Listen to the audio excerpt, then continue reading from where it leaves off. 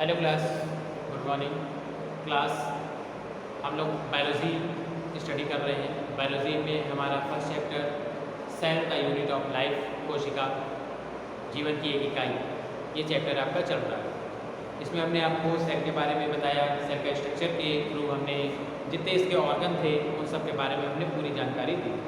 कुछ टॉपिक और रह गए हैं जो कि हम रेगुलर उसको कराते जा रहे हैं। आप लोग अच्छे से पढ़ाई करिए, कोई भी प्रॉब्लम आती है तो डिस्कस जरूर करिए। हम आज का जो हमारा टॉपिक है वो हरित लवक के बारे में और वैक्यूल, जिसे हम रिक्तिका कहते हैं, क्लोरोप्लास्ट और वैक्यूल के बारे में। अब क्लोरोप्लास्ट बताने के पहले अगर हम बात करें लवक की, क्योंकि लवक के ही एक पार्ट है जिसे हम क्लोरोप्लास्ट के नाम से जानते हैं। ओके, तो लवक के बारे में अगर हम बात करें तो लवक क्या होते हैं। लवक जो कि पौधों के लिए बहुत ही महत्वपूर्ण पार्ट्स होता है। ओके, बहुत ही महत्वपूर्ण पार्ट है, जिसके कारण क्या करते हैं, अगर वर्णी लवक है तो किसी भी जैसे टमाटर या फल या जो भी फूल, उन सब का कलर जो होता है वो वर्णी लवक के कारण होता है। अवर्णी लवक की अगर हम बात करते हैं तो अवर्णी लवक में क्या होता है, जैसे जो जड़ होती है या कुछ स्टेम होती है उनमें हमारा अवर्णी लवक प्रेजेंट होता है। और हरित लवक की अगर हम बात करते हैं तो हरित लवक पत्तियों में पाया जाता है, जिसके कारण फोटोसिंथेसिस की क्रिया होती है।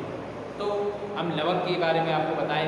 लवक में हमारा सबसे पहला जो आता है, हमने आपको सारी चीज़ें बता दी क्योंकि आपने हरित लवक थे, तो हरित लवक के बारे में हम आपको आगे और जानकारी देंगे। ओके, तो हरित लवक में क्या है, हरित लवक जिसे हम क्या कहते हैं, क्लोरोप्लास्ट कहते हैं। क्लोरोप्लास्ट। तो हरित लवक क्या है, हरित लवक प्लास्टिड का एक पार्ट है जिसके कारण जो पत्तियों का ग्रीन कलर होता है, इसमें एक ग्रीन कलर क्यों होता है, इसमें एक पिगमेंट प्रेजेंट होता है जिसे हम क्लोरोफिल के नाम से जानते हैं। तो क्लोरोफिल के कारण ही क्या होता है, किसी भी पत्तियों का रंग क्या होता है, हरा होता है।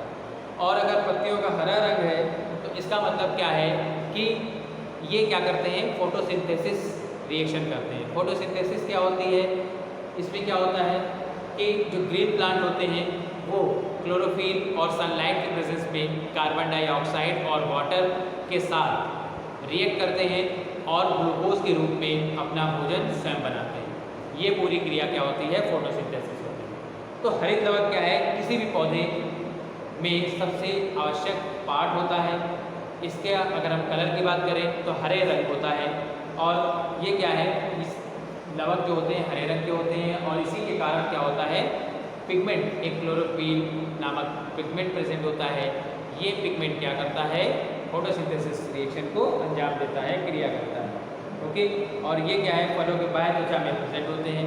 मतलब जैसे फलों में देखा होगा, फूलों में देखा होगा, जो बाहरी जो हम ये कहें कि जो सेपल्स होते हैं, सेपल्स भी क्या करते हैं, बाहरी एरिया या कवर करते हैं, तो वो भी क्या होते हैं, इसी का एक रूपांतरण होता है ये।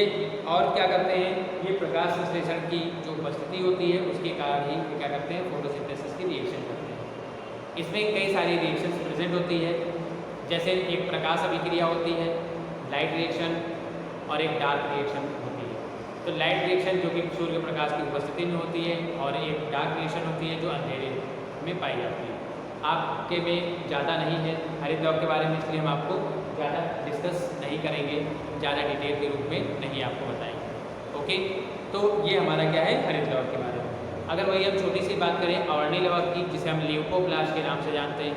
अवर्णी लवक क्या होते हैं, ये जो होते हैं रंगहीन होते हैं, या हम इसका कलर नहीं बता सकते। तो ये क्या करते हैं, स्टार्च का संचय करने वाले होते हैं, जो भोजन के रूप में पौधे संचित करते हैं अपना भोजन, तो वो काम क्या करता है, अवर्णी लवक करता है।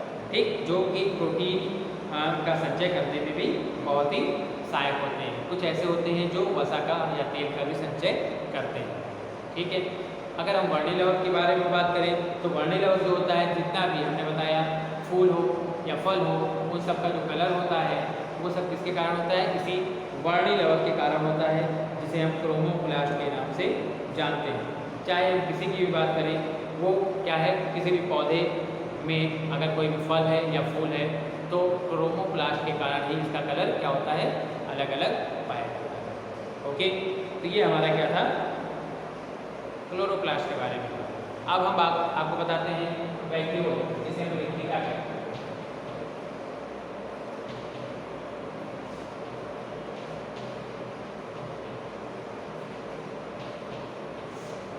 वैक्यूल जिसे हम रिक्तिका के नाम से जानते हैं। रिक्तिका देखिए क्या होता है, इसमें तरल एवं ठोस पदार्थों का संग्रह होता है।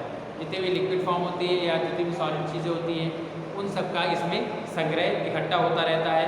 पादप कोशिकाओं में रसधानियाँ जो होती हैं वो क्या होती हैं, कुछ बड़े आकार की होती हैं, जबकि जो जंतु कोशिकाओं में होती है छोटी छोटी रसधानियाँ पाई जाती हैं। जैसे हमने आपको स्ट्रक्चर ऑफ सेल में बताया होगा, ये एकदम ब्लॉक खाली स्थान एकदम इस तरीके से हमने बताया था। यही हमारी क्या होती है, वैक्यूल होती है, जिसे हम रिक्तिका के नाम से जानते हैं। इसी में सारी जो संग्रहित होती है ठोस पदार्थ या तरल पदार्थ, इसी में संग्रह होता है। इसमें पौधों की कोशिकाओं में बड़ी रसधानी के कारण केंद्रक कोशिका द्रव में कुछ किनारे पर स्थित होता है, क्योंकि प्लांट सेल जो होती है उसमें जो होते हैं, जो रिक्तिका या वैक्यूल होती है वो क्या होती है, सेल के या जो न्यूक्लियस होता है उसके जस्ट बिलो पाई जाती है, एकदम पास में करीब में पाई जाती है, तो वो क्या होती है उसमें पाई जाती है। और ये क्या करते हैं 50 से 90% हम कह सकते हैं कि 50 से 90% जो है वो पार्ट्स बनाती है।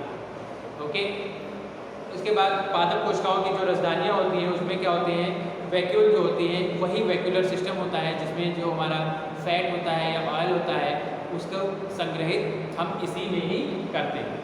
ओके ओके, तो ये हमने आपको बताया। जैसे अगर हम अमीबा की बात करें तो उसमें भी क्या होती है, भोजन के रूप में रसायनियाँ कुछ प्रेजेंट होती हैं जो कि भोजन को संग्रह या इकट्ठा करने का काम करती है।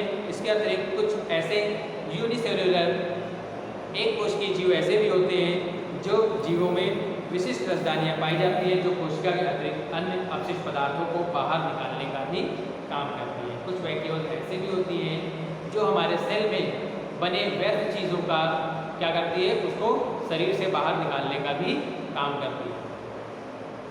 तो ये हमारी क्या थी, रिक्तिका के बारे में। तो रिक्तिका और क्लोरोप्लास्ट हमने आपको आज के टॉपिक में पढ़ाया है।